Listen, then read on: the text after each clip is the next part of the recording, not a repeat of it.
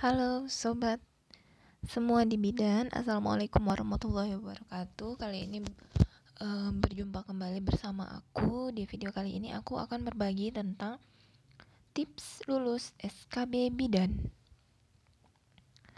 Adapun persiapan-persiapan yang harus kamu siapkan dari awal adalah yang pertama, hal yang paling penting pertama kali yang harus kamu lakukan adalah luruskan niat dan tekadmu.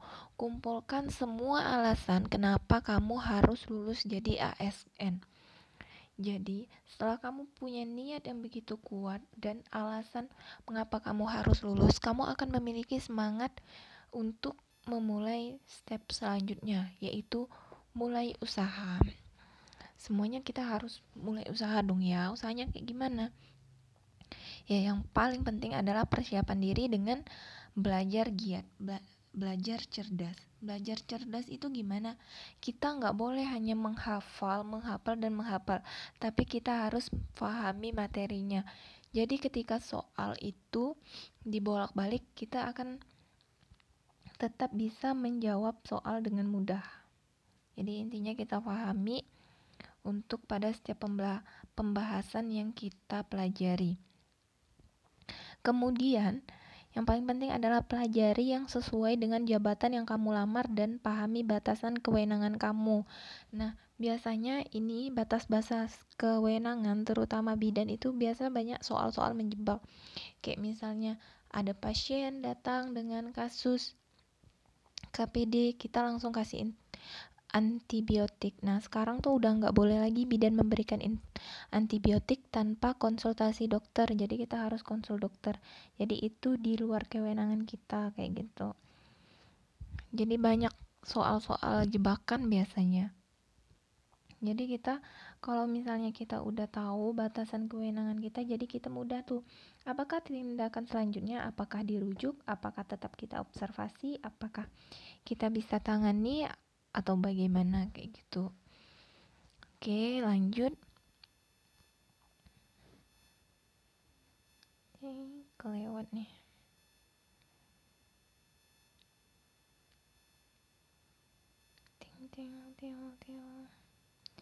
Nah, selanjutnya adalah persiapan diri. Di sini persiapan diri seperti penuhi semua persyaratan ujian. Nah, pada saat ujian jangan sampai kamu nggak punya seragam nih. Seragam yang harus dipakai apa? Udah disiapin memang dari jauh-jauh hari. Jangan udah hari H baru mau nyari bajunya pakai baju apa kayak gitu. Perlengkapan yang harus kamu bawa seperti KTP, kartu ujian, dan pensil itu jangan sampai ketinggalan. Dan pastikan jangan telat untuk sampai di lokasi ujian karena ini adalah hal yang fatal. Karena kemarin beberapa kasus itu sampai ada beberapa orang nggak bisa ikut ujian karena telat setengah jam. Itu kan fatal banget, kasihan. Doa, nah ini dia keajaiban dari kekuatan doa, terutama doa orang terdekat dan orang tua. Jadi kita pastinya minta dukungan dan doa-doa orang terdekat biar apa? Biar kita diberi kekuatan, kemudahan, dan dilancarkan pada saat ujian. Biasa kan kita suka deg-degan, kadang dengan kekuatan doa tuh kita jadi pas ujian tuh bisa merasakan ketenangan kayak gitu. Karena psikologis pada saat ujian, kalau misal kita nggak tenang, itu yang ada kita nggak bisa fokus, kita nggak bisa nanti mau menentukan diagnosanya apa nih, tindakan selanjutnya apa nih, karena jawaban yang tertera nanti itu benar-benar mirip dan nggak ada tindakan tuh, istilahnya nggak ada yang salah, cuman dia harus benar-benar kayak berurutan gitu. Jadi kita harus benar-benar teliti, benar-benar tenang dan fokus. Ingat, H-1 ujian, jangan lagi menyentuh buku. Ini kenapa? Karena kalau misalnya kita masih baca-baca soal yang ada otak kita lelah, terus pada saat hari H ujian kita jadi malas untuk baca soal, udah kecapean duluan. Jadi H-1 ujian, misal besok kita ujian, hari ini udah tutup buku kamu, gak usah baca buku lagi, udah bismillahirrahmanirrahim aja. Terus jangan lupa istirahat dan jaga kesehatan selalu. Jangan lupa minum vitamin. Apalagi pada musim wabah seperti ini dan banyak penyakit di mana-mana, tetap harus jaga kesehatan, makan, istirahat yang cukup ya. Oke, lanjut. Dan hal yang perlu kamu lakukan saat ujian adalah isilah jawaban yang paling kamu yakin benar terlebih dahulu. Tinggalkan soal-soal yang sulit.